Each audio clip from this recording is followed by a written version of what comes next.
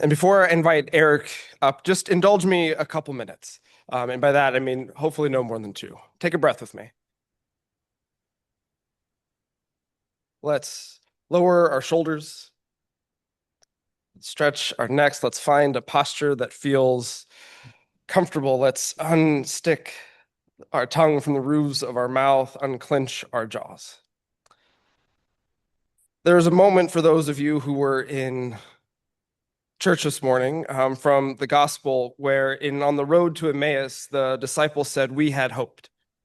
It might be one of the most devastating lines in all of Scripture. We had hoped. We used to have hope. We had hoped things would have turned out different. We had hoped things would have been better by now. We had hoped that things wouldn't be so perilous. We think about that in our world. We think about that in our lives. We think about that in so many different ways in which we had hoped.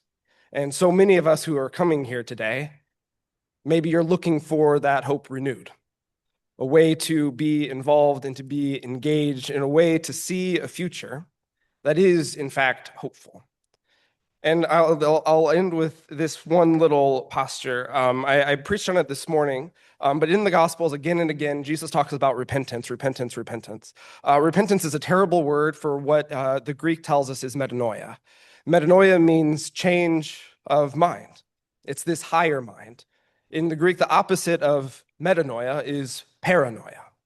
And we can see and we can get taken hold of the disasters and the calamities of our time with that paranoia that is constantly ever so present. Henry Nouwen talks about the posture of paranoia versus metanoia. It's simple. Paranoia is the closed fist. It is that which is always ready to defend and strike out and attack. It is that that's always from this defensive, angry posture that you are so desperately clinging to. And Jesus again and again says metanoia, which Henry will talk about as an open hand, an outstretched hand, one that offers help and hope. And so we all have within us constantly the paranoia and the metanoia, the closed fist and the outstretched hand. So as we take a breath, as we get ready to invite our panel forward to talk about issues that matter in our life and in our world, we do our best when we can, at least a little bit, loosen that grip and open our hand and our hearts and our heads to what is possible. Then maybe we might find some of that hope that we once had. Eric, I'd like to invite you forward to introduce our panel.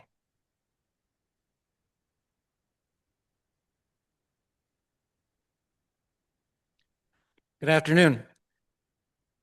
Reverend Eric Muller from All in United Church of Christ in the Eastern Association and St. Thomas United Church of Christ in the St. Louis Association. And I'm a member of our social justice team here in the Eastern Association. And I'm very grateful for each of you being here. And whether you're in this room or in your own space elsewhere, to learn as much as we can about these crucial issues that our state will be deciding on later this year. And I am extremely grateful for these panelists who have come out here today to be with us. And so I'm going to invite them up one by one to take a seat up here, beginning with Miss Amy Blauen from the Missouri Budget Project. She'll be talking to us about the income tax changes that are being proposed, we might say. We also have Miss Kay Park, who is here for representing people, not politicians, which is working on the gerrymandering issue. She is also with the League of Women Voters, but that's not the hat she's wearing today. And then we have Robert from Promo here to talk about Amendment 3 and the effects that will have on us. And are you joining us? And this is Sayer, also from Promo, to speak to that issue. And last but certainly not least, we have a guy who's here in a couple of different capacities. He's helped us out in the Eastern Association before, DeMarco Davidson. He's the executive director of Metropolitan Congregations United. And he's going to be our moderator today. but he is also going to speak on behalf of Respect Mo voters. So I'm going to turn it over to my buddy DeMarco.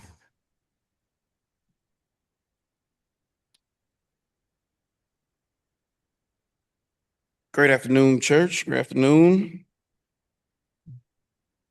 In the Black church tradition, we like to say, praise the Lord, saints. All right, y'all the Black church now. Now we can get started. All right. So all jokes aside, my name is DeMarco Davidson, and yes, I serve as the executive director for Metropolitan Congregations United, MCU for short. And we have been partnering, collaborating, organizing with several of the organizations that were presented today, but also we serve on the steering committee for Respect Missouri Voters. I'm going to keep the time from Respect Missouri Voters very, very short. For all the information around Respect Missouri Voters, you can find on respecmovoters.org, respectmovoters.org. For those who don't know, this was born out of the frustration, born out of the righteous anger of the will of the people, the voices of the people being rejected or denied. Many of you all in the room and many of y'all on Zoom probably have worked or at least have signed a petition for a particular measure, and that measure passes overwhelmingly by the people of Missouri and Missouri. I know there's difference, right?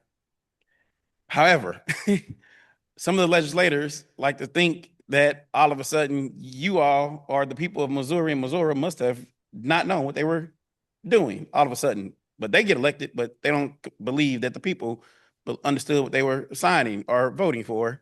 Although people had to sign for this to get it on the ballot, and then people had to go and vote on it.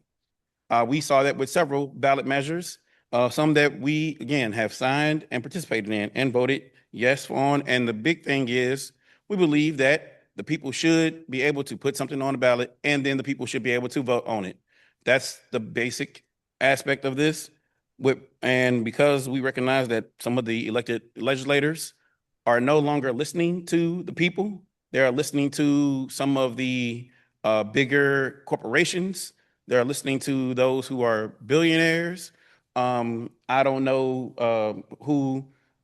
Sometimes I jokingly say that MAGA really stands for monopolies are great again, because they are some of these corporations and companies are combining and are influencing the direction our country is going, which also impacts our daily lived experiences and our daily lives. Some people are literally trying to change how we are able to define love and sometimes even God's love. So with Respect Missouri Voters, it does mainly three things. When there's a petition that has already gone around and actually still collecting in the very last days, it requires ballot summaries to be very clear, unbiased, fair, accurate, and easy to understand. We recognize that the average reading level of most Americans, so it's not just Missourians, it's most Americans, is usually on a middle school, high school level.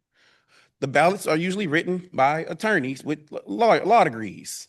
I did not go to school for law. If anybody goes to go to school for law, or okay, so not many of us went to school for law. Most ballot language ends up being written by attorneys and lawyers. That language sometimes is confusing. Sometimes a yes is a no, sometimes a no is a yes. And that can be confusing. Henceforth, we would like simple, plain language. What does this do? What does it not do? All right. The next is preserve our century-old constitutional freedom to petition, to preserve it. We're not trying to change it. We're not trying to adjust it or make it harder, make it more challenging. There are some other measures that are looking to, again, protect the way the ballot initiative is formed currently, right? We're just making sure that it is simple and as possible. But again, there's a lot of things. In order to get a ballot initiative passed, depends on whether it's a state or depends on which jurisdiction it is. Long story short, you have to have at least 6 of the 8 districts have a certain amount. And it also depends on the number of voters who voted in the last general election. It's a lot of math to it. I don't know about you all, like a lot of people don't like math. It's a lot of math. They're trying to make the math more complicated and even oh, if this doesn't pass in all 8 districts, then it shouldn't pass at all. Doesn't, even if it is majority voted on, yes, or whatever, they saying that we don't like that. So therefore, we're trying to protect that aspect. And lastly, making it so we do, yep, we do want to make it harder for politicians to change or undo what the people have already voted on. That's what we want to do. This is why we say we are banning politicians from attacking the will of the people. We are looking to ban elected leaders who you think would listen to the people who hired them. We hired them, but they don't like to listen to us sometimes. So, and I don't know about you all, if anybody else, I don't know about you all, as I'm not going to look at you all as business owners, and I can only reflect on myself. I've worked at some places before. I wasn't the best employee, and I got fired. All right. We are looking to say, hey, elected leaders, please don't fire our votes. Don't fire our voices. Do not fire our will when these things pass. And here's the really big crux of the matter. There are some elected leaders who are literally attempting to outprice our will and our voices out of democracy. They are looking to increase the price of democracy. When democracy is no longer affordable for everyday working class people, for even the most marginalized, when democracy is no longer affordable, it's going to be really challenging for us to continue observing and working and showing up as God has called us to show up in the works that we do. And I was having a conversation briefly with Reverend Moyler about how, yes, as congregations, we show up and we provide charity. We do charity. We are really great and getting even better at charity. Some of us also believe that we are called to do justice. Justice works to eliminate the need for charity. And I can guarantee every single one of us that we would not work ourselves out of a job, because there will always be some space and place where justice is being called upon. So that's one reason why I just want to share briefly about Respect Mo Voters. Again, you can find out more information about respectmovvoters.org. And we are going to be doing a turn-in. I'm not going to say when, because another thing that we've learned by turning in ballot measures sometimes people try to sabotage them. But they will, all the ballots, also all the signatures will be turned and it will be validated very soon. To then we will figure out and we'll know when it'll be on which ballot. It'll be in either in August or November. So with that being said, I have the extreme pleasure of moderating this panel. And I truly appreciate Reverend Nick. And maybe it's because of our seminary upbringing, our collaborative seminary upbringing, on understanding that when the winds, the winds of oppression, the winds of frustration, the winds of anger blows, sometimes it blows on all of us collectively. And even though it blows on all of us collectively, sometimes it still hurts us individually. And that individual pain sometimes makes us not want to be around other people, because I'm in pain, you in pain. However, today, each and every single one of you in this sanctuary, which is the word sanctuary, is also being challenged in this country right now. Everyone on the Zoom as well. Today, we are deciding to push beyond our individual pain and to become collaborative and become collective, to be not just organized, but to be in fellowship with one another to address the things that are hurting us collectively. So I sincerely appreciate every single panel member today. And with starting off, we're going to have, and I'll just grab the mic, and I want to start off with listening to each panel member on what they are, like who they're with, and how did this get started and why, right? How did this get started and why? Start going with your presentation, because there's a presentation, right? You got, yep. So I'm gonna get out the way and we'll sit down, and afterwards I'll come back up after we go through everything. All right.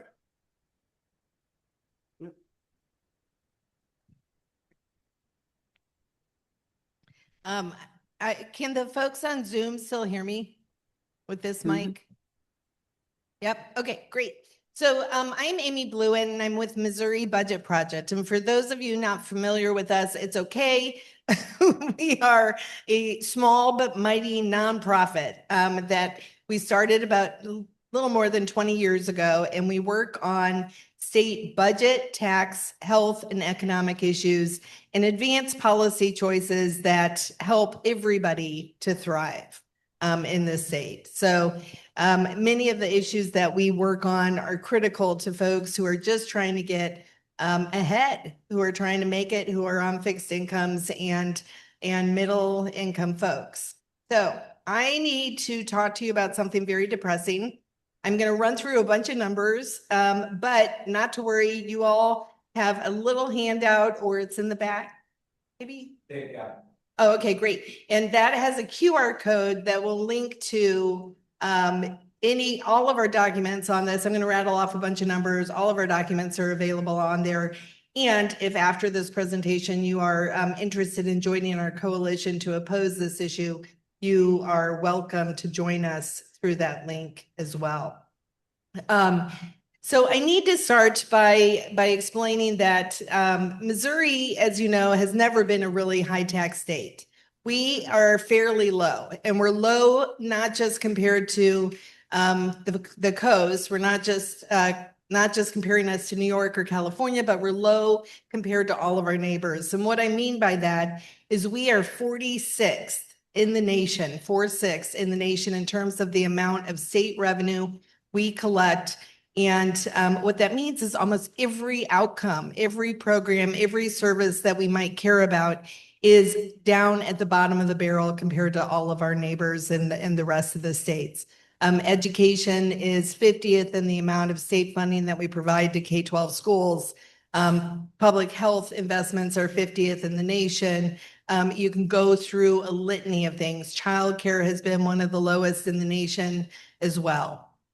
So part of the reason that has happened is lawmakers over the last decade have passed a series of tax reductions that have reduced our state general revenue budget by $3.8 billion per year. And that $3.8 billion is compared to a $15 billion general revenue budget. So it's a significant hit to the amount of funding that we have for services. What's also happened as lawmakers have done that is our tax structure has become really upside down.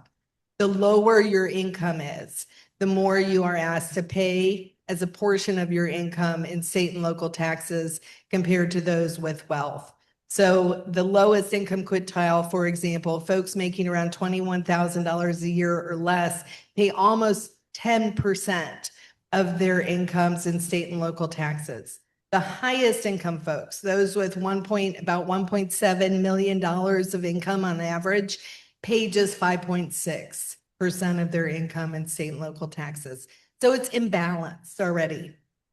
What lawmakers are considering is House Joint Resolution 173, which would make all of this much worse, which is why I gave all that background.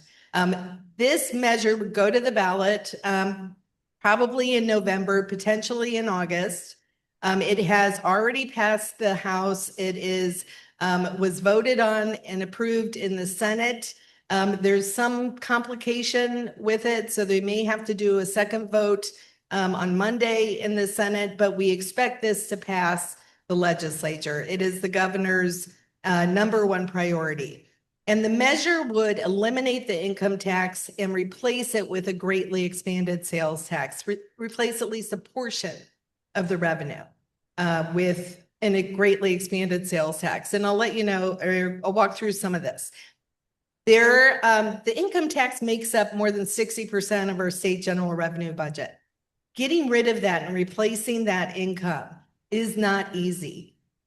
We would, just to give it some context, the equivalent of the income tax and the amount of revenue that we generate from that is the equivalent spending for all state general revenue for K-12 schools, higher education, mental health, childcare, and more. We would, if we don't replace that income, have to eliminate all of those services.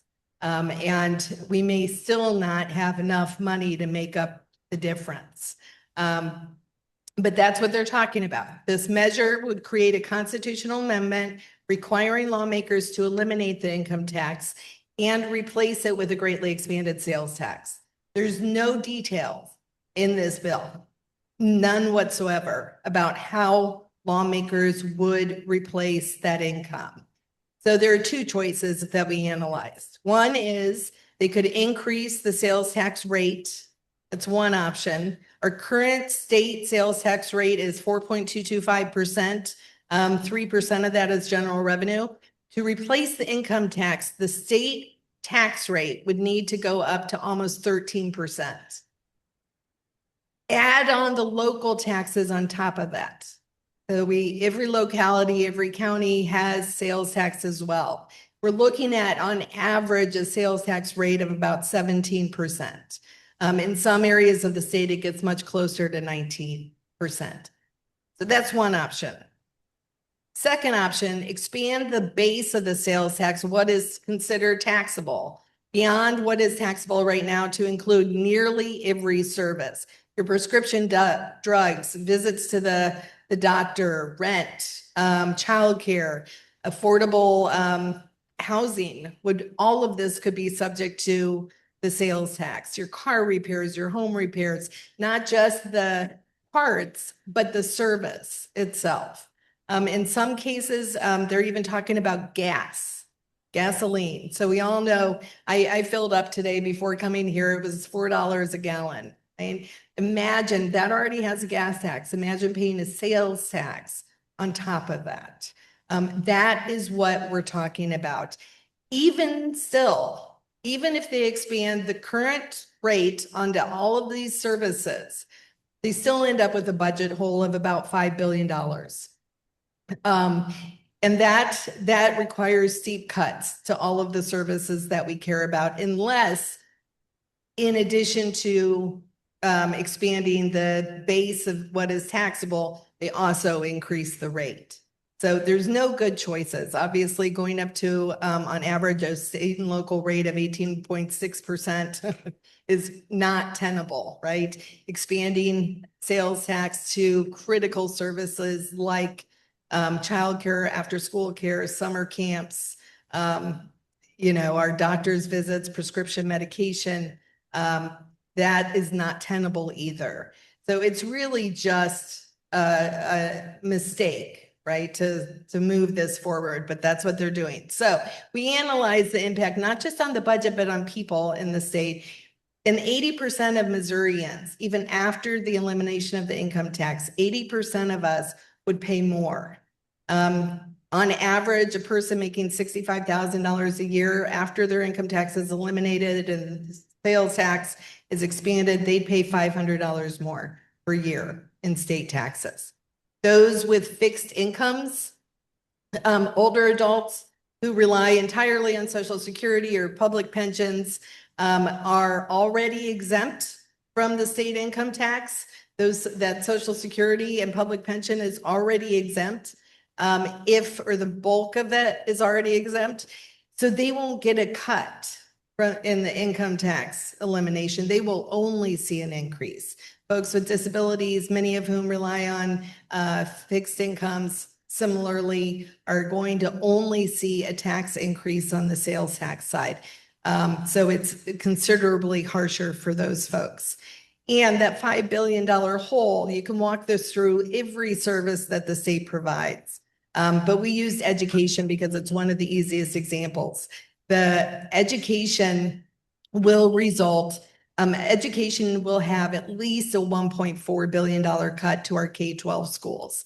And what that means is about $1,800 per student in state funding is eliminated. That means about 40,000 teachers across the state would be eliminated. Because of the way the foundation formula works, it gives more state funding to those districts that have less property tax revenue to collect. So that's going to hit rural areas much more harshly than our urban school districts, if this were to pass. I'll very quickly just say that our lawmakers are comparing Missouri's tax structure and saying we could eliminate the income tax and be like Tennessee, Florida, Texas. Here's the thing. All of those states have some other source of revenue to provide for their services than Missouri would. Florida has significant tourism dollars coming into the state. You know, Walt Disney World, for instance, is one of the, if not the most visited theme park in the world, bringing in about $200 million a year for the state. And they've got beaches and beautiful weather and retirees going there. Texas has oil. We are never going to have oil in Missouri. You know, every state that we look at has something that Missouri doesn't. They are all also much more reliant on sales tax and property tax than Missouri, have much higher rates than Missouri for sales tax and property tax. And that makes their tax structures even more upside down than Missouri's. What this shows you is, you know, that almost 10% of Missourians that I mentioned earlier that are the lowest income quintile, that they pay almost 10% of their income in state and local taxes. Well, in Tennessee, the lowest income folks pay almost 13% of their income in state and local taxes. Florida, lowest income folks, 13.2. 12.8% in Texas. You can look at all of the states that don't have an income tax, which are only less than 10, and see similar themes here. That's what we would be looking at in Missouri. So I encourage you to join us. We are developing a strong, broad, diverse coalition that will be fighting this as it moves to the ballot. You can find out more and join us by using that QR code. Thank you very much.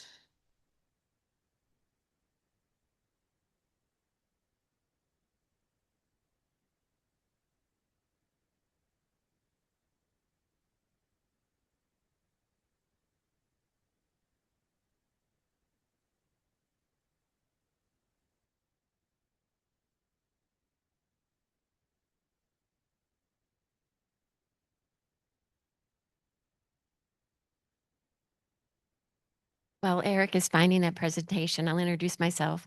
My name is Kay Park, and I'm actually the president of the League of the Women Voters of Missouri. And the way that league operates is we base everything we do on our positions. And I'm going to talk a little bit about our positions here. But we base everything on our positions so that we do take stances on different ballot measures. Thank you. We do take stances on different ballot measures. And that's why I'm here today talking about HB1, which is Missouri First. Basically, what happened was President Trump asked Texas to increase the number of Republican representatives from the state of Texas last summer, that you probably remember. And after they did that, he turned around and Missouri was one of the next states that he said, we want more Republican representatives in the state of Missouri. He personally called the governor. He personally called into the committees. And the governor basically put a special session last September, called everybody back into session. Normally they're in session only January through May. He called them into session and demanded that they pass a new map. So this is what the map was before the session. This map was actually drawn after the 2000 census. Maps are typically drawn every 10 years when there's a census. And the reason that they are is that as population moves across the United States, for instance, 10 years before this, California population grew, and they actually gained 2 more senators to the national Senate. And then other states that lost population, Missouri was one in the last 20 years, that we lost a senator because our population grew less and people moved to other states. So during the last 10-year census, our legislators drew this map that you can see right now. And the way that they draw it is they have to have the same amount of people in each district so that each senator would represent the same number of people. And what they tried to do is they try to keep people who are like-minded together.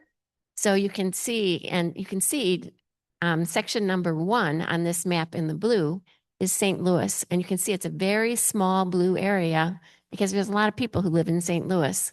So that's the same number of people as say in section 6, congressional district 6, which is actually much more rural. So that's actually the same number of people live in 6 as live in 1. Now, if you look at 5, 5 represents Kansas City. And it's compact, what we call compact. It keeps all the people of Kansas City together since they have like interests and they will be more likely to vote for like-minded senators. So when they redrew the map, this is what they did. See the purple area? When you go back, that's actually District 5. I'm going to go back. So see how small that purple area is in District 5? That's Kansas City. And we go back to how they redrew it. They basically took Kansas City and divided it into 3 sections. If you look at that, the smaller area on the right side, the purple and the greens, what they did was they divided Kansas City into 3 sections so that a small group of people from each Kansas City section is then diluted into other sections. And if you look at that smaller map, you can see a very narrow strip of green up the side of right on the border of Kansas with Missouri. They split that right down a line called the Troost Boulevard, which is actually a dividing line between Black neighborhoods and white neighborhoods, very similar to the Delmar Divide in St. Louis, which divides Black neighborhoods from white neighborhoods. They split that area out and they joined it with the big green area, Congressional District 4 underneath to dilute those votes out. Then they diluted, you can't tell as easily, but in the middle of Kansas, they took that middle section of Kansas City and spread it all the way to District 2, which is what I live in St. Louis. So they stretched it all the way across the state. And then they took the top part of Kansas City and they put it into District 6. So they basically totally split up Kansas City. And the purpose of that was they had one representative for all of Kansas City, Emmanuel Cleaver, who was Democrat. So by taking some Democratic areas out of that city and blending it with the rural areas, that's the hope that that will all be now Republican districts, which Trump had directed them to do. So why is the league involved with this? We believe that apportionment should be done every 10 years to adjust for that population growth. There's no reason to do redistricting mid-district because unless there was some major change in population, maybe some big disaster wiped out an area and people had to move out of that. But if there's not a major change in population, there should not be redistricting. So the league's position here is that we support redistricting to make congressional and legislative district as compact meaning keeping people together, contiguous, which means you're not stretched out all like a salamander to keep to make the district vote one particular way, and nearly equal in population as possible. And our position actually says with no partisan gerrymandering, and that is actually in the Missouri Constitution as well. It got left in there after 2019 when we did Clean Missouri, when we were trying to take redistricting away from the Congress. So what's happened is everybody was up in arms and people, not politicians, I think the day after this vote, they just jumped right on it. And that is a group that basically is taking advantage of a referendum. What a referendum is in the state of Missouri is if Congress passes a law that we don't like, yes, if the legislation is passed, if the legislators, both parts of Congress, the General Assembly, passes a law that we don't like, then we have 90 days. We have 90 days to get enough signatures from the people of Missouri to get a vote. It's not to change the law, it's to get a vote across the whole state for the people to decide if they want to keep that law or if they want to get rid of it. So right away, while everybody was gathering signatures and the League of Women Voters was very much involved in signature gathering. So because we felt that this was definitely wrong. It's gerrymandering. It got rid of that compact district of Kansas City. So immediately lawsuits started. The first one was Luther versus Hoskins, and it challenged the constitutionality of redrawing maps only after the census, meaning that we shouldn't be able to do this in the middle of a census. It should only be done when there's a population change. But the Missouri court argued about this, and they decided that the Constitution did not say only after a census, but it said after a census. So they decided it was constitutional, and they let that lawsuit go. The next one was Maggard versus the state of Missouri, and it challenged the claim that the new map is in place, even though signatures were turned in previous times when signatures had been turned in to overturn a law. That law did not go into effect until the vote of the people. For everything that's happened previously, that law did not go into effect until the people voted because enough signatures were gathered. This time, they decided that these new maps are in effect, basically because it hasn't gone to a vote. That is being challenged. That is being appealed. The third one is Wise and Healy, which are very similar, versus the state of Missouri, and it challenged the compactness of the maps as they were divided. And if you look at that, Kansas City is not compact. It was very compact and small, and now it's all divided up into 3 sections. Well, the circuit court ruled that the maps are not in violation of the Constitution. How they did not see that they were compact, I don't know. That is being appealed to the Supreme Court, and the League of Women Voters has filed an amicus brief to the Supreme Court, which means friend of the court or friend of Wise Healy versus the state of Missouri, challenging the maps as not being compact, feeling that that was a misguided ruling, and also challenging the partisanship of the maps. I mean, there was, I can't even tell you, probably 3 pages of different people, legislators, actually Republican legislators, who, when they looked at doing the maps like this after the 2000 census, said, well, it's not really compact if we divide up Kansas City. So there were a lot of references to different articles, to calls from President Trump asking them to do this, and articles explaining what's happened and what has happened in the past, and how none of these rulings are following what's happened in the past. So the way things stand right now, we don't know whether this lawsuit, if any of these lawsuits went through, then our General Assembly would have had to drop that law. They would have had to just drop it, and we would remain with the original maps. But since none of these lawsuits so far have been won, it is now up to the vote of the people. And we don't know when that vote will occur. It will occur either in August or in November. But it's likely that this case will not go through before the end. And so if it's up to the will of the people, it's all of us to decide if those maps that were redrawn are what we want. So it's all up to you guys. Thank you.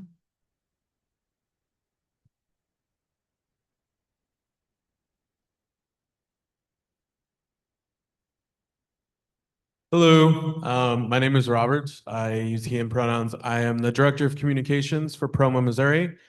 We are the state's LGBTQ plus public policy and advocacy organization for the state. And I'm joined here by my colleague.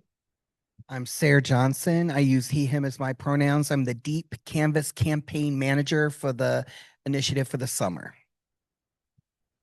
Thank you. So quick question. How many of you remember voting on an Amendment 3 last year? Or I'm sorry, 2 years ago? Yes. Okay. So I will tell you that this amendment that we're about to talk about is probably the trickiest amendment out of all of them, because our politicians are loading them with a bunch of tricks to try to get you all to vote differently than you did. I'm sorry, not 2 years ago, last year. Last year? I honestly can't remember. 24. So the way that this is structured is that the current Amendment 3, I will refer to the 2024 one as the Right to Reproductive Freedom Initiative. The current Amendment 3 does 2 things. It rebans abortion within the state of Missouri, and it also ties together healthcare for trans youth at the same time. Most Missourians can agree that they don't like that both of those things are on the same ballot or the same ballot initiative at the same time. Most of you probably would agree that you would prefer to vote on those two subjects very separately, because in most people's minds, they are two separate topics. The law that passed, or the resolution that passed, excuse me, in 25 was HJR 73, and it will be also potentially in the August or November ballot. We don't know. The governor has until, I believe, May 31st, June 2nd, somewhere around that little wiggle room, to decide when those things happen. There are a few different things at play that will lean into whether or not he chooses to put this on the August or November ballot. But in the meantime, we are fighting back. And so I know we were talking about all these things that were terrible. However, there is a lot of hope in Missouri, which I'm like really happy to like say that, because in 24, Missouri was the first state to overturn a total abortion ban.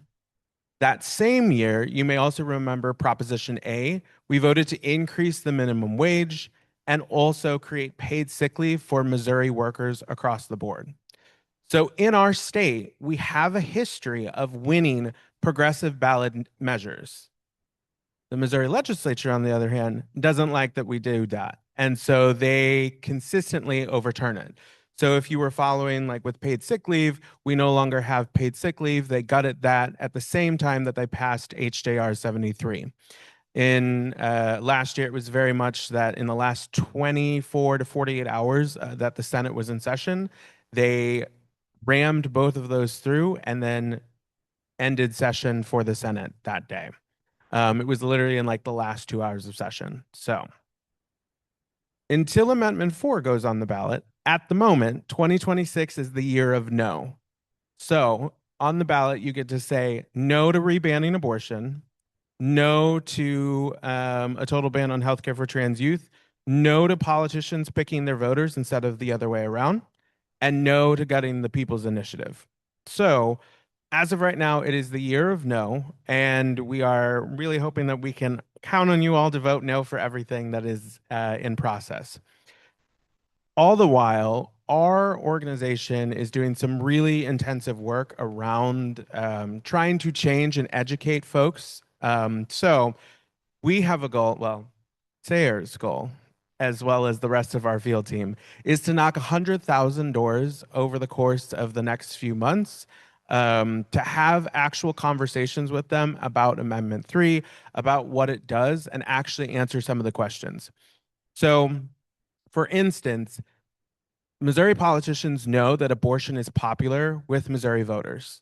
The reason why they have attached healthcare for trans youth to this same ballot initiative is to get you all to vote against your interest, essentially. They are trying to play tricks and are trying to get you to say yes to it, even though if saying yes to it would bring a total abortion ban back to Missouri. So when you go to the ballot box, the key is to remember that voting no makes sure that politicians aren't the ones in your healthcare rooms deciding things for you.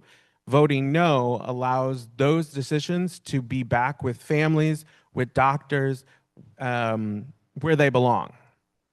I'm going to let Sayer talk about the work that he is doing with his team.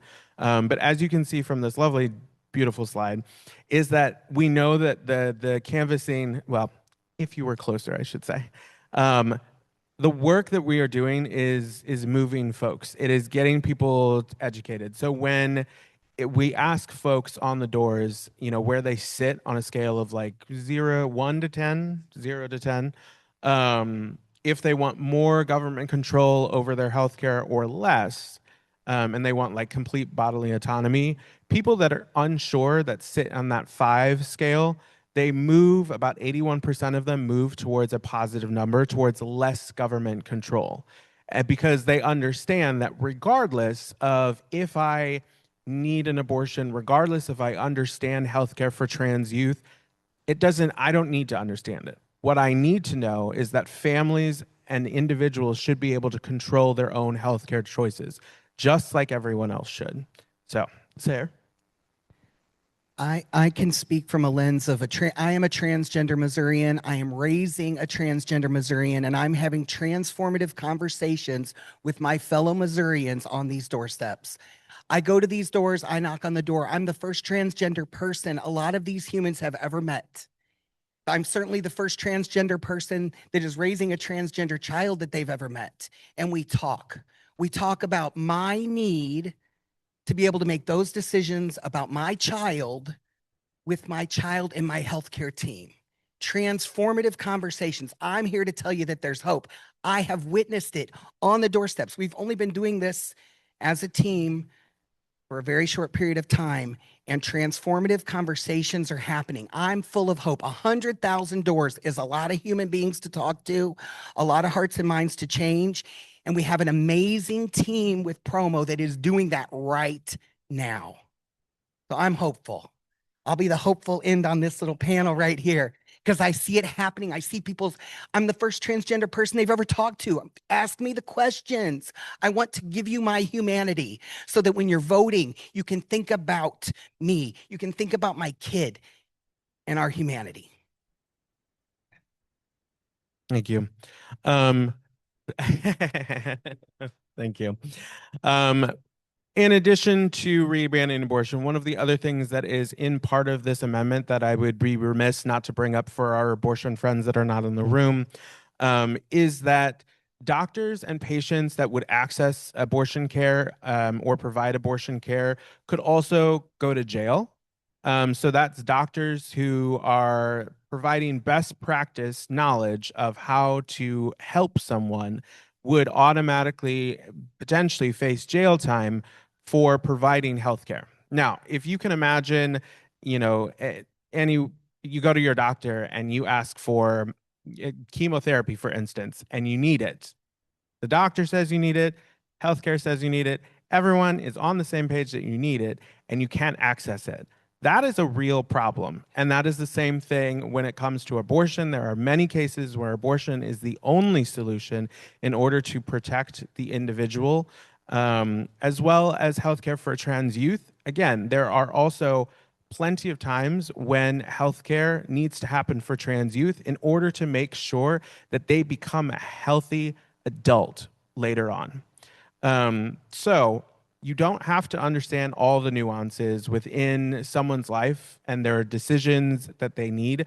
But what you should remember when you go to the ballot is that, again, every single person, including yourself in this room, deserve to have the autonomy to make personal choices about their healthcare with their doctors in a room without politicians or without anybody else saying what you can and cannot access.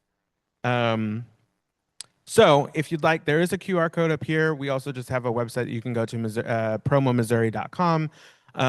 But on Monday, April 27th, we have a phone bank to talk to other folks about this, or about the ballot initiative and the work that we are doing, as well as Saturday, May 2nd. You can join a deep canvas, which will be our volunteer base. We will go out and continue to knock doors with folks in St. Louis area, specifically South County. So it is closer to you all. And then also on Monday, April 20th, these are out of order, so don't mind me, but we will have our St. Louis community meeting. So that is tomorrow. It is in the city, so it is a slight drive, I understand. However, it is a place for you all to kind of just be in community and also just understand and experience other lived experiences besides you. It is truthfully just a community meeting, and what I mean by that is everybody brings a potluck. It's a fun, grand old time. We don't actually have any actions for you to take. It is literally, we sit down, we share a meal, and we have a conversation with each other just about who we are as people, because each of us is an individual that has so many facets to our own life, and that I forget where I was going with this, but basically the important part is that we sit down and share a meal and just break bread with each other. And I think that is it. So if you have a moment, invest in Missouri, invest in this movement, whether that's having a conversation with your neighbor. First of all, the fact that you all invested time to sit here today and have this knowledge base of wealth of information, you're already doing your part. And so I thank you for that, to come here and be educated. Now I will ask you to go out and talk to your neighbors, to talk to your friends, to talk to your family, and also encourage them to know what you've learned here today.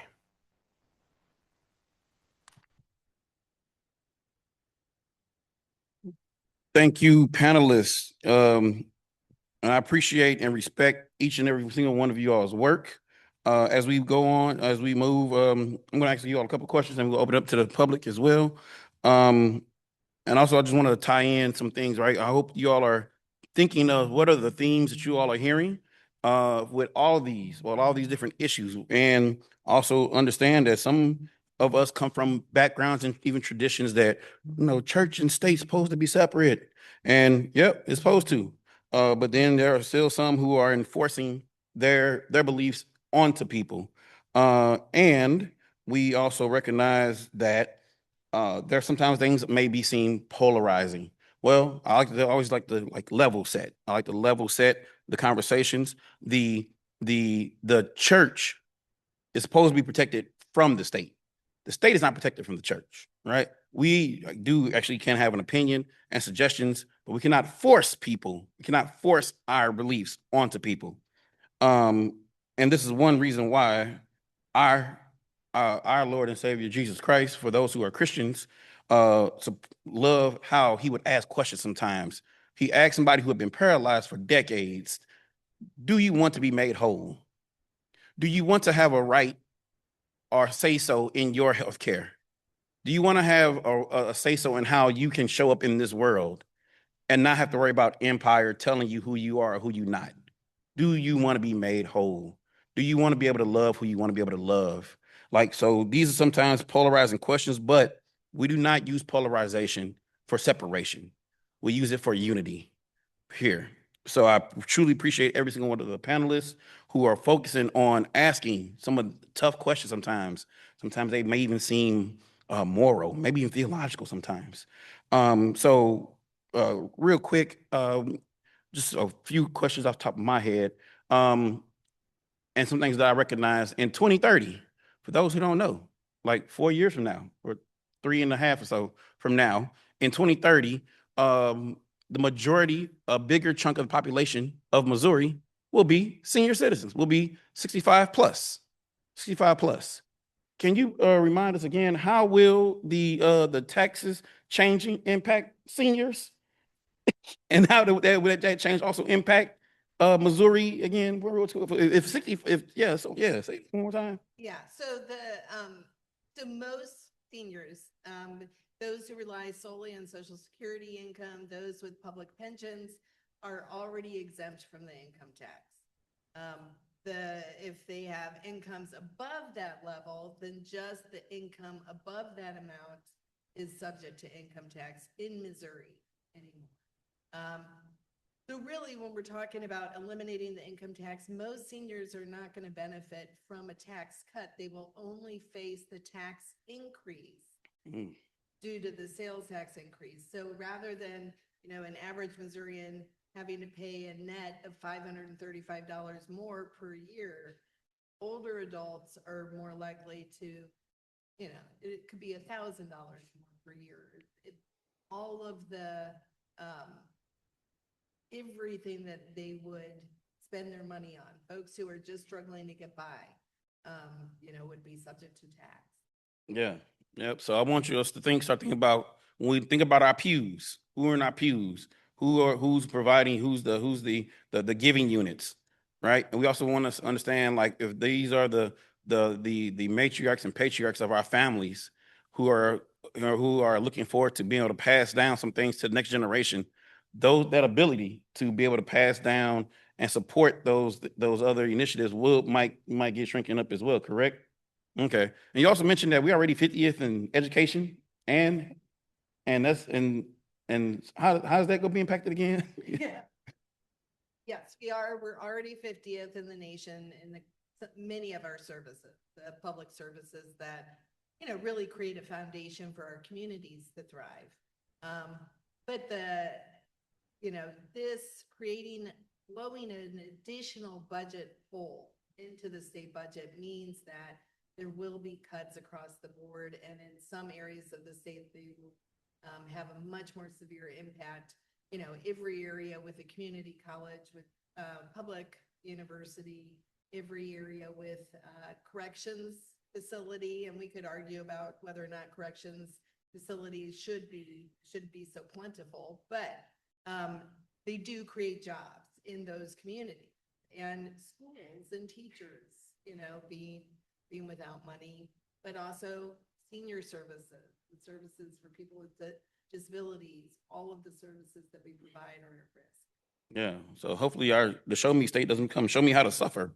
All right, so when it comes to the gerrymandering, and it comes to the aspect of a president calling a governor and telling the governor, suggesting the governor do something unconstitutional, unlawful, illegal, but then not only does the governor do it, the legislators approve it. Not only do the legislator, and not all the legislators, right? Not all of them, but they approve it. But then also the Missouri Supreme Court, 4 out of 7 of them say, well, they didn't say they couldn't do it. They just, how is that going to impact us moving forward, and even understanding how to even really demand what democracy, justice, all these things look like as well, especially when it comes to U.S. representatives too? Well, I think that everybody needs to find out how their legislators vote. And if you don't agree with how they voted, then you should not revote that person back in. Yeah. But that's unfortunately what happened with all of these ballot issues, like Amendment 3 and also Clean Missouri, where we tried to have clean and fair redistricting. We had an independent council that was supposed to do that, and that was voted in by something like 65% of the population voted for that in the state of Missouri in 2019.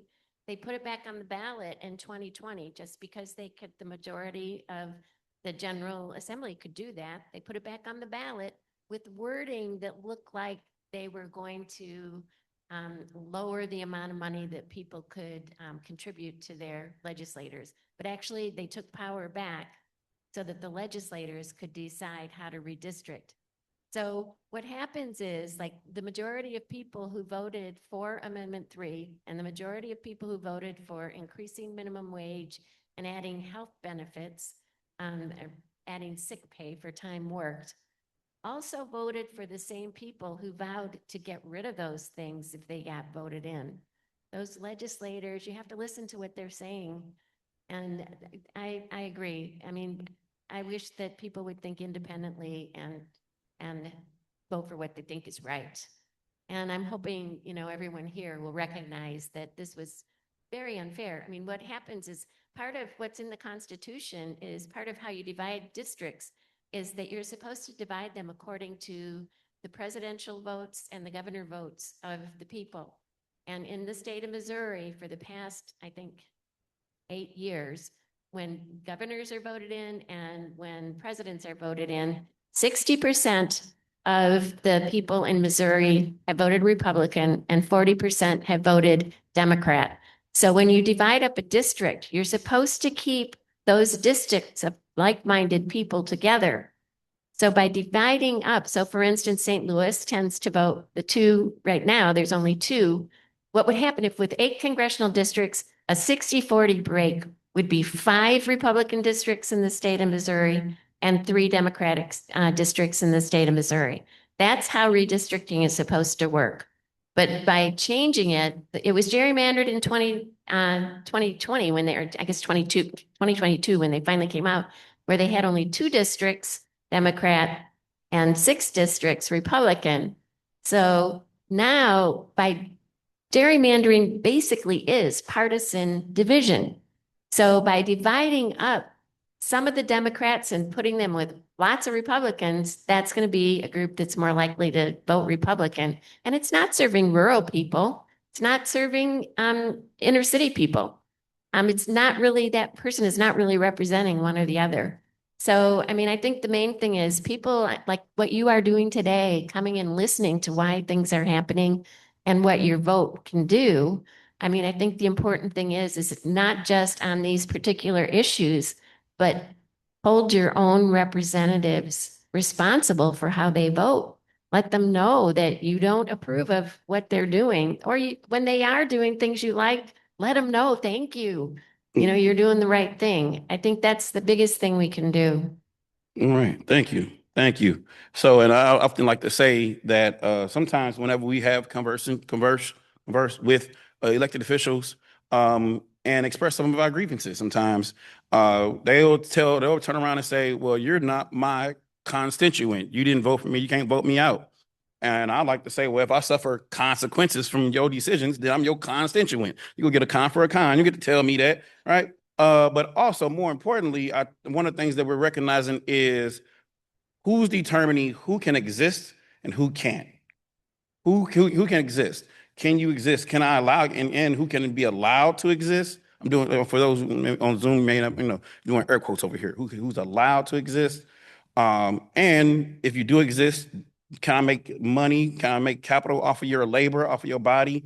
So members from Promo, what are some of the dangers and the issues that we're seeing when there are legislators who saying, oh, well, these people not only should not have rights, it shouldn't exist, but then also the dangers of attempting to villainize, demonize, dehumanize a group of people, of loved ones who are simply desiring to exist without persecution.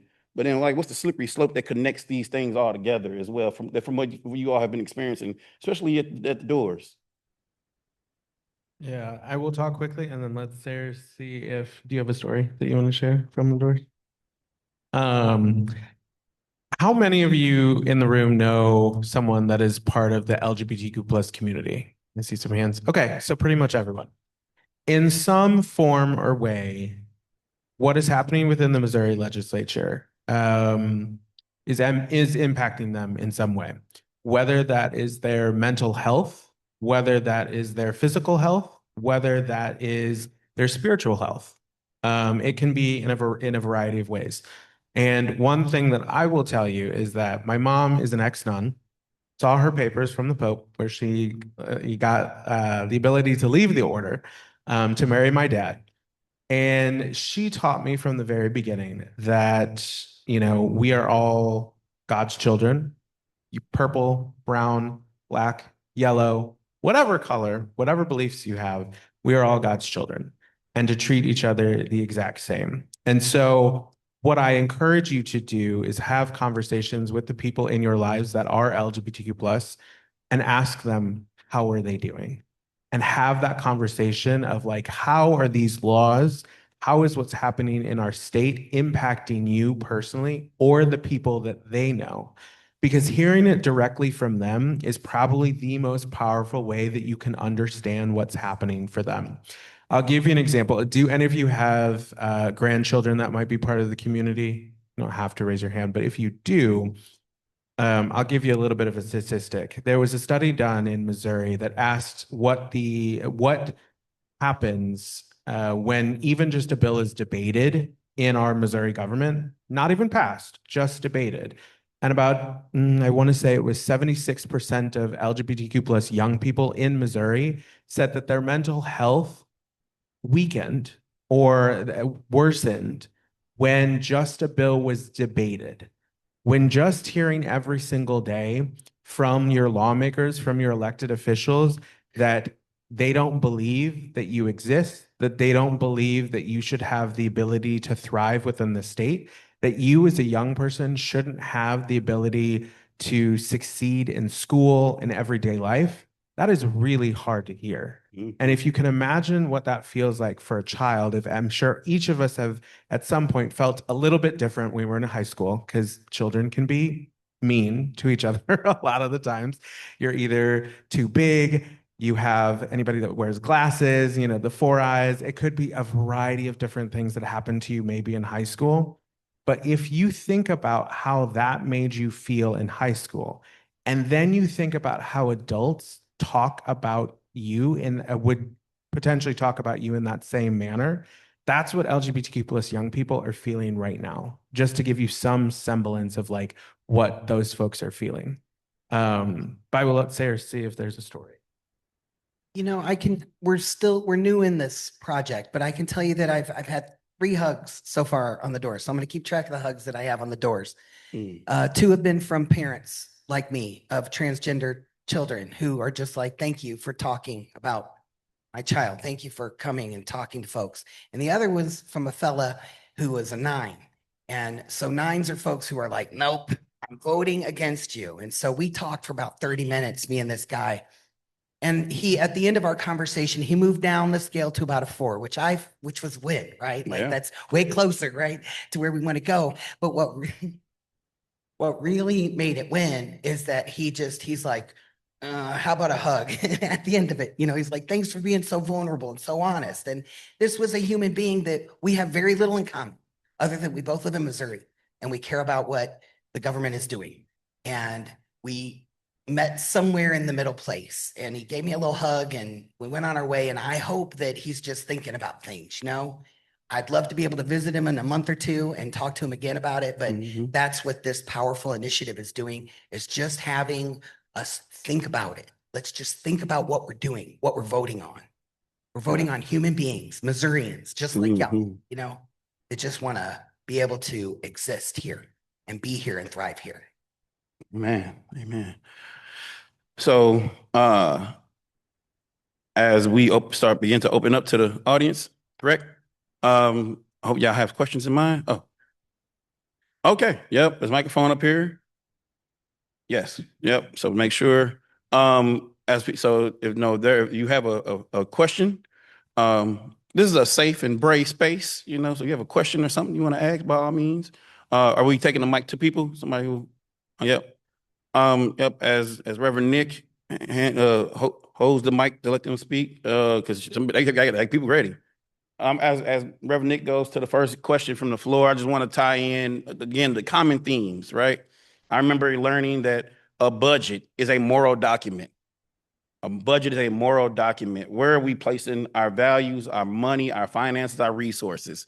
This is why we are looking and looking at, wait a minute, y'all talking about cutting a huge amount of money from budgets that's already being cut to the most marginalized, to those who still need services.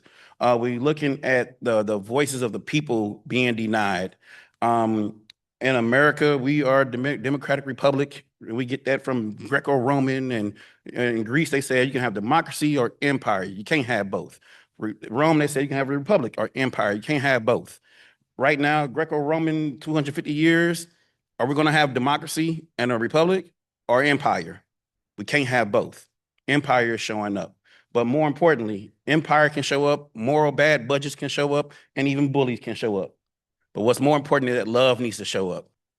And even myself, as a child who was bullied for multiple reasons, yes, I was bullied, but I had more people who loved me, who cared about me, who hugged me, who told me that I mattered, who told me I should exist, versus the bullies as well. So again, that's one thing that we're being challenged by Sayer, is saying we have to be the ones who show up with love and not bullies, not empire, and definitely not bad budgets. All right. Yeah. I'll make it quick because I actually have a couple real quick ones. But the first thing that came to mind is Missouri also has a history of having people run unopposed. And this year, there are many, many more real races now because they have an opponent. Do you hold hope that possibly that can change things around in Missouri, that there isn't a supermajority? I'll take a majority because I remember the 90s and that was a nice time. So do you hold out any hope that having more people run against those who are in now can make a difference? Anybody? Yeah. I'll just speak from the Respect Missouri Voters aspect. I think that's one of the reasons why a lot of the organizations are collectively forming and working to bring Missourians together outside and away from political parties, because I think, I can't speak for anybody on the panel, there's a really interesting thing that's happening with the aspect of a binary of either Democrat or Republic, either progressive or conservative. Like, majority of us fall somewhere in between in those spectrums. There's another reason why it's okay. Like the rainbow has a spectrum, right? Life, love has a spectrum. And saying, oh, we got to be Democrat or Republic, that that pins us against one another instead of actually expanding us and allowing the more voices to be included as well. So I would say from the strict Missouri voters, that's one thing that they're not endorsing candidates. They're looking for candidates to say, Well, do no, support. but do you think it's just going to make Yeah, a difference now that it's more competitive for them? yeah. we Either think so. they're voting Yeah. in, they know that somebody's breathing down their neck more and they're not just sliding in. You're right, that Missouri has a history of having lots of unopposed elections, and particularly in rural areas where there are incumbents or there's a party that's an incumbent party and people don't want to run against that party because they're afraid of that party. And you are right that this upcoming year, there are a lot more elections that are not going to be unopposed. So I'm hopeful. I'm hopeful that will balance things out. I think, I think because the state that we're in right now, with everything being so upside down, there are a lot of angry people. And the good thing about people getting angry is people want to get more involved.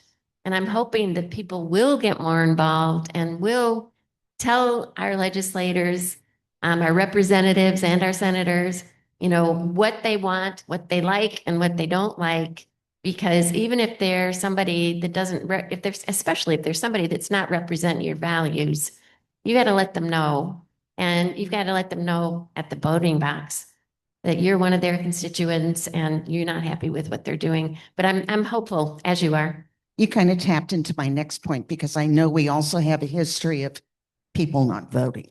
I mean, when you talk about 20%. Okay, so this is the big issue with the League of Women Voters. I wondered about How that. to get people to vote. Oh, my goodness. I mean, we start with high schools, we do different campaigns and, and especially young people right now, not so much the 20-ish something. It's like the like 30-ish something. We have a really hard time motivating those people. And unfortunately, I think it's a consequence of them voting. And I can't tell you how many times I've carried a petition that somebody comes up and says, "Oh, I'll sign that." Well, what's the point? They're just going to overturn it anyway. Mhm. So when these things happen, it really turns people off and it makes them think that their vote does not matter. And that's one of the things the league is constantly trying to do is get people to vote. That's why we push to get as many people to register to vote as possible. If everybody voted, we'd probably have a lot better policies. Mid-20s is running whatever district, Wildwood is in. Wonderful. And Washington just elected another former student who's in her 20s to the school board. So Yay, Hey. good for her. Great job. Great job on raising them too. Great job. Any other Um, questions?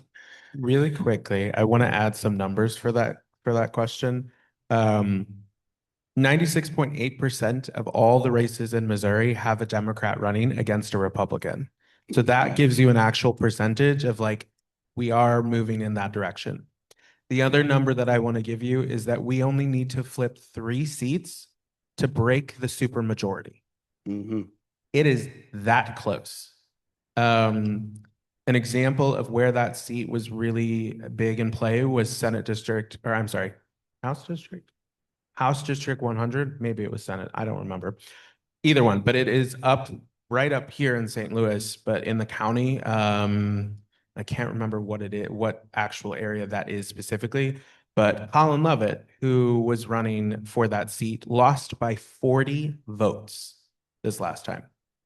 And so that gives you an example of, to your point, of like, we need all the votes that we possibly can so that we can flip seats, so that we can break the supermajority, so that we can break the ability of the Republicans to be able to actually force them to work with Democrats and actually see better policies coming out of the legislature.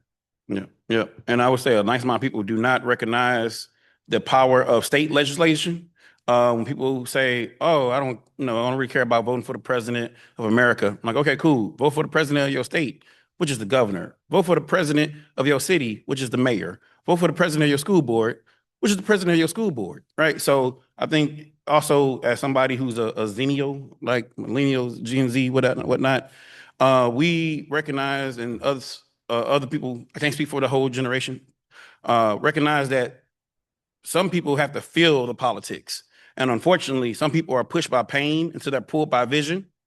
So this is the importance of having chest to chest, heart to heart conversations with people about, hey, have you thought about how this policy might impact you, might impact your family, might impact your children, might impact your grandchildren. That's important of that, to ask them, hey, have you thought about this? So the importance of that as well.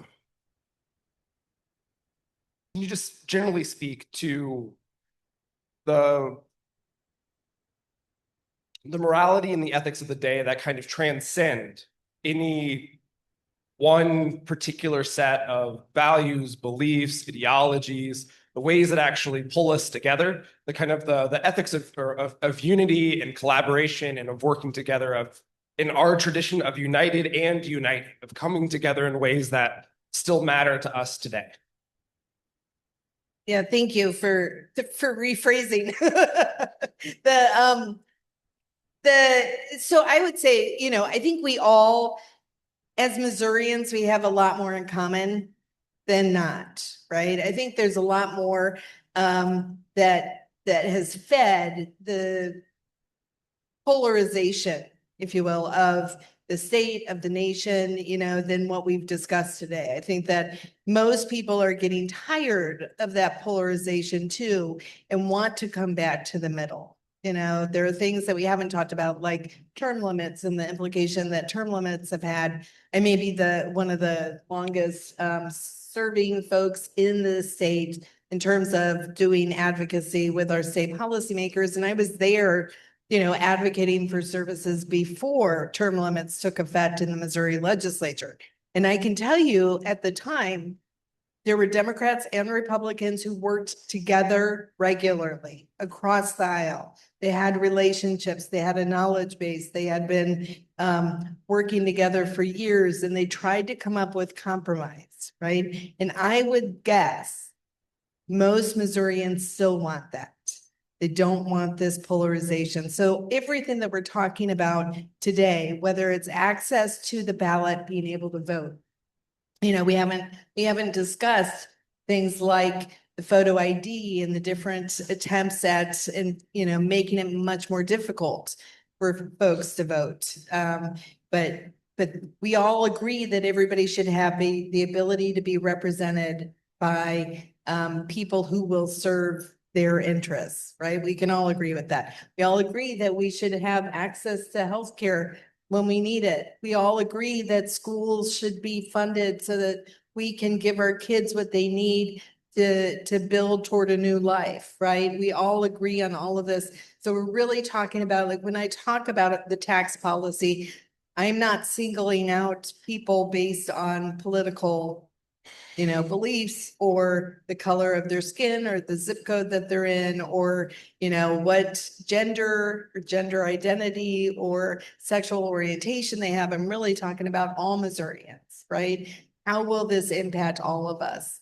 And we will all, how we will all be negatively impacted this passes. So I think that's one of the things that I would say is that, it is, we're all here really talking about everybody.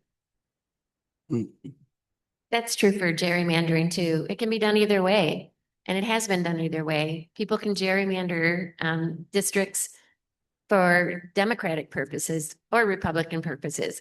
Either way you look at it, it's not right. It cuts out the other person's ability to be represented. So that's how the League of Missouri, or the League of Women Voters, actually came to that position out of fairness, not out of voting for one party or the other, but making sure that everyone is represented fairly. I would reiterate what Amy first said, was that, truthfully, when I talk about, I'll remind you of what I talked about earlier, of like, we don't have to understand every single person's path through life to understand that they deserve the ability to succeed. Very much so, like your grandchildren, the children that you have, You believe that they deserve the best education possible so that they can get a good paying job, so that they can provide for their family, whatever that family structure looks like. But you want them to succeed. You want you all to be able to succeed as you enter the golden years of your life. You want to be able to say, I want to travel. I want to do things. I want to be able to kind of be comfortable in my latter years of life. We all agree on those same things. And that's kind of the what we call at Proma our shared value system that we all have as Missourians. There's a lot of times when we did some polling around Missouri and just talking about how Missourians see Missouri in general. And they hold true the show me state. They want to show each other the dignity and respect that each of us deserve, but they also demand that for themselves. They also think that I also deserve the respect and dignity that I show my neighbor. And so that is the big thing that I think, regardless of what the family structure looks like, regardless of what your neighbor's family structure looks like, the person, in a different cities looks like, we all come from all different walks of life. There are folks in the city that, that live with their family. And maybe it is the youngest son who lives with their grandparents to be able to take care of their grandparents so that they don't have to go to a home, so that they can live inside the home that they have built and fostered over the last 50 plus years, so they can age through life in their home. It could also be a mother and father raising two children. It could also be an LGBTQ plus person raising LGBTQ plus children. Those are all family structures that exist and make our entire state much more culturally enriched and much more diverse, which means it's better for all of us. Because the more we challenge our lawmakers, Democrat or Republican, I can guarantee you, how many of you are pleased with either the Democrats or Republicans? Realistically, we both have grievances, probably with both parties. Nobody's perfect, and actually, we all, kind of agree that politicians in general work for their billionaire providers instead of the people. And so, it's not a perfect system. Regardless of who you vote for, it's not a perfect system. However, we all understand as folks that we need to have each other's interests in mind when we go to the ballot box, because if we don't, we fall as a state. I'm sure as well. Oh, yeah. And I'm stubborn. I'll answer that question directly. I would ask the person, say a little more, how do they form those beliefs and those values that might have been established and might have been ingrained in that wonderful God's child of a human for the last 30, 40, 50, 60, possibly even 70 plus years. I would ask them, how did you get to that point? Okay, just wanted to understand. And then after that, how are you able to choose that? Did you choose that? And they might most likely, majority of the time, they say, yep, I was able to choose it. The same thing we desire, for people to be able to choose. It's a choice for people to have choice, because that's what democracy really is. If not, that is tyranny, that is authoritarianism, and that's not the same thing. So that's the moral arc bends towards justice, but also towards autonomy or self-agency. And those are some words that some people have never heard before, because I just heard some of these words 15 years ago. So I recognize and understand that there might be an entire generation of people who've never heard of agency as well. So when people start having those theological or moral discussions, conversations, it requires conversation, it requires discussion, and it requires how did you make that decision? How did you get to that point? Okay, great. That's what we want for everybody, to be able to make that choice in their life as well. That's all. Nick.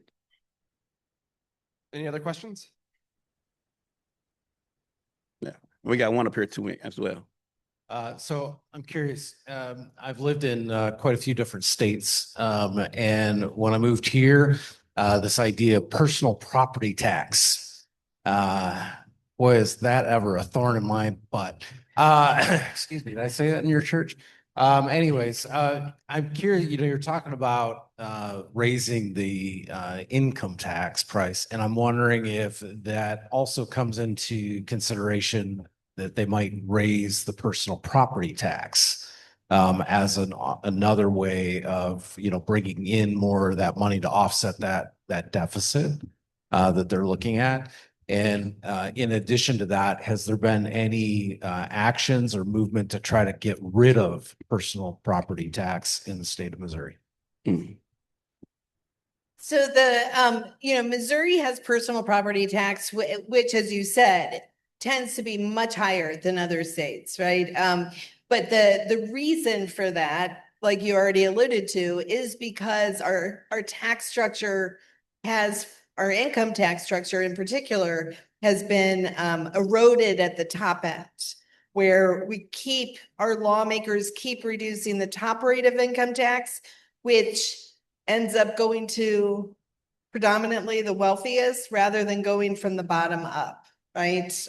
Where if we went from the bottom up, if we increase the standard deduction, there are lots of steps that we could take on the bottom side that would help everybody rather than just the folks at the top. But because of that, because we're one of the lowest tax structures in the nation, right? We end up having things like the personal property tax at a much higher rate than other states do. It's, meant to sort of offset some of that. And it is problematic. It is more regressive. It does demand more folks, the lower their incomes are, makes it much harder to have a mode of transportation that you can rely on because you have to pay that. So I'm rambling now. There have been conversations about how to eliminate that. It is not part of this current bill, although they include it in the ballot summary. So when in the legislation, in the tax legislation that is going to the ballot, lawmakers have the opportunity to write the summary statement that voters will see on the ballot. And so in that summary statement, it says it will eliminate the personal property tax and other local taxes. That is not accurate at all. And so it's one of those things when we end up going to court, when we get to that stage of the process, we'll challenge. People will be very misled by that. And just be on the safe side again, like eliminating income tax, but then increasing sales tax. That means if you sell your personal property, you'll be taxed more. So most likely it will increase personal property taxes. So that thorn will grow bigger. Never mind. Next question. I don't have necessarily a question. I have a comment. And first, thank all of you. I mean, I'm very, very informative. You're talking about the budget. I am part of the justice. And Cheryl Enza, who director over that, just called me this weekend, Friday, saying, do you know that in Missouri, they are going to raise the cost for someone who has someone incarcerated for them to be able to talk to each other. And I said, no, I had no idea about that. But so I was reaching out if anybody, they're looking for people who in our churches who has somebody who's incarcerated to, sign a form that they are so much against this. So I think that just bored me because the reason we got involved with UCC Media Justice was because of Shannondale. Shannondale is in the Shannondale Ministries, the a mission that we have, the United Church of Christ in Shannon County, and it's a third, fourth county in the state of Missouri. And that was with the internet, which came up a little bit too. And so working together to be sure that our children in Shannondale can get a good education. They were sitting outside of the little country church there to get the internet to do their schoolwork. So again, I think we all need to be involved with these types because it did make a difference. internet was provided at cheap rate and had better internet for them. And same thing happened in our city schools as well. No, we have to take care of our people and our young people. Education is so important. And this was not giving them the right to what everybody else. Thank you. Thank you. And as somebody who has a loved one that is incarcerated in Potosi, and someone who has visited the facility in Pacific last year, when it comes to us who are believers, we have to ask ourselves, do we believe in redemption? Do we believe in those who might be incarcerated, that they too can still change their lives? We have to ask ourselves, do we want to keep putting money in prisons or other facilities or in education? We can't be 50th in education but then not be surprised that we are either 8th or 14th in incarceration when it comes to in states. Like we vary between number 8 and number 14 on how many people are incarcerated in this state. And unfortunately, also, there is profits in prisons. Unfortunately, there's profits in that. And the profits are normally go back to people who may not even live in Missouri, may not even have loved ones who are incarcerated. And I'll end with this. Another thing about our state legislators, your state representatives, your state senators can go into any facility whenever they want. Your state legislator can go into any state facility that they want to. So if you ever have a loved one or know somebody who has a loved one, hey, ask their state legislator, the state senator or their state rep, hey, can you please go in and check on my loved one? Please go in and check. That's one thing that we can ask people. That's one thing that congregations can do. And we're not talking about just chaplains, right? Chaplains usually have programs and only certain people can come and sit down with that chaplain sometimes, right? We can actually demand more from our elected leaders as well. Yeah. I just wanted to add one thing on a positive note, since a lot of this has been pretty negative. But on a positive note, it looks like there are 2 pieces of legislation that are going to pass. And one is for people who are released from prison, they've served their term, that if they're on probation or parole, to be able to have their voting rights back, which is a good thing. Yes. And there's another one for people who are in prison for nonviolent crime, that as soon as they're released, they will have their records expunged, so that would allow them to get housing and jobs. So those are 2 good things, actually, that the Missouri General Assembly is trying to pass. Yep. We call those a clean slate. I'm not to vote sometimes. So those are policies is where the politics actually happen. And other states have passed some of these as well. And also, just slightly fun fact, over 1 million Missourians actually have had a federal, not federal, have had some form of a conviction. Over 1 million Missourians. So somebody in this church right now probably had a felony at one point in time. One of y'all did. I don't know who. Some of these elected officials got felonies. Right? So, but over 1 million Missourians have had a felony conviction in their lifetime. 1 million Missourians. There's only 6 million of us, 7 million of us. So that means our babies, our loved ones, our family members, our church members, right? And our children, right? Our parents, All right. Any other questions? Yeah.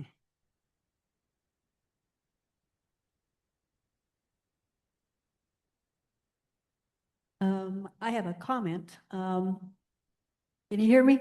I haven't, I Yes. don't hear some of the speakers very well. It seems to me that one of the things that would be really important for us is to educate people about how government works.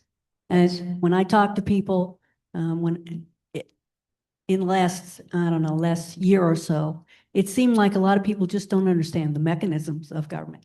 They don't understand the things that they have that they can use to get what they want. And so civics education is really important. And I think the younger you get people interested in government and understanding how things work, the better it is. So I just wanted to mention that there is an organization called the Civics Center, which you can look up online. And they work with schools to educate kids about civics and get them signed up to vote as early as possible. So in Missouri, our kids can be registered at 17 and a half. And if they are registered and know that they have that responsibility, someone has told them, this is a responsibility, this is what you need to do, this is what makes our world run here in Missouri, then they are much more likely to become voters down the line. And I think that's something just very foundational that's not being looked at. Mhm.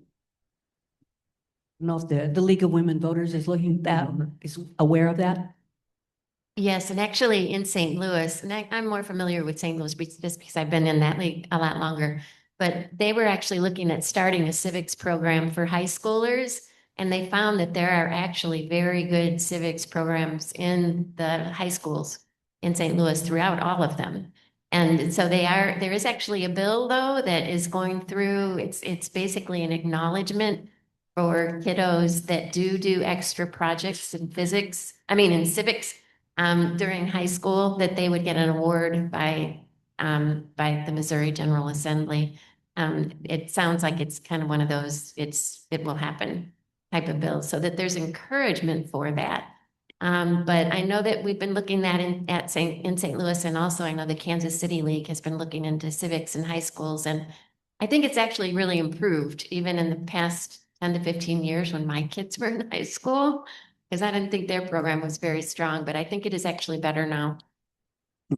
Yep, and even with MCU, Metropolitan Congregations United, one thing that we have done and we will do in these upcoming elections is that we will support congregations after worship services, to assist people with understanding again, being able to break down the language on ballots. People, this is what is mostly legal. Please check with your board of election.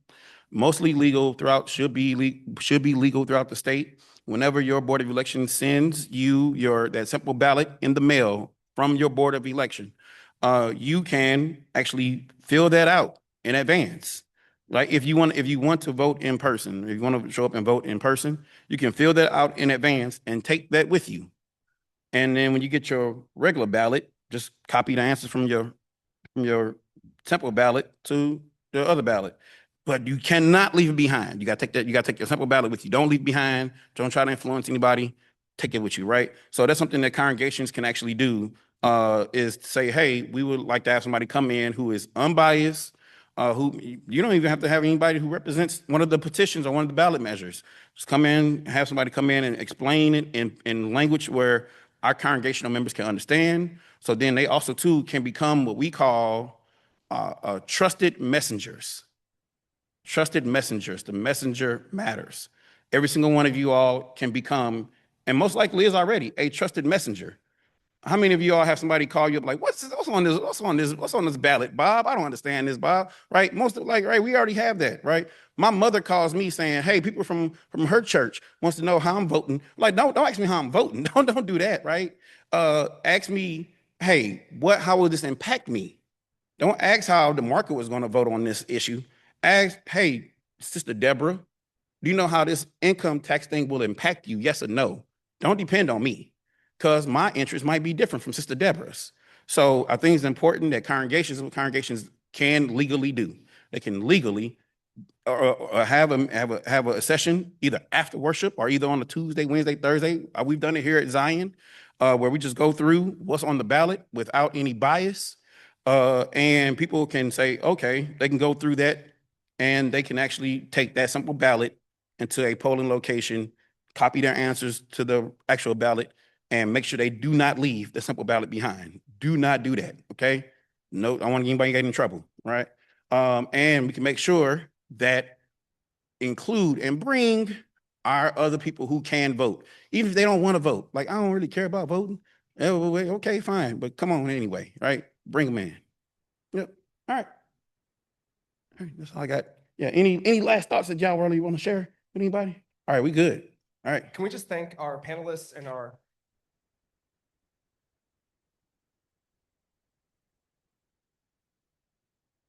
So I'm going to close it quick. You're going to stick around for a little bit. We'll have individual questions, things like that. So they'll be around. There'll be refreshments downstairs. I'm gonna immediately after I do this, I'm running down there to pull stuff out of the fridge. So stick around, hang out. They'll be around for a little while. But let's close this thing in a spirit of prayer, as we are one to do in a church, right? Let's do this. Good and gracious God of many names, we give you thanks for this day. We give you thanks for the ways in which you have gathered us in this time and space to discern your will in your way. We are so grateful for every beloved child of God who is in this space, that we might be a little bit more hopeful now than when we were when we began. May you bless each and every one of us. May you continue to bless the conversations that we have with one another, and may you bless us as we leave this space, knowing that there is hope, that there is love, and that there is still work to do. In your name we pray, amen. Thanks, everyone.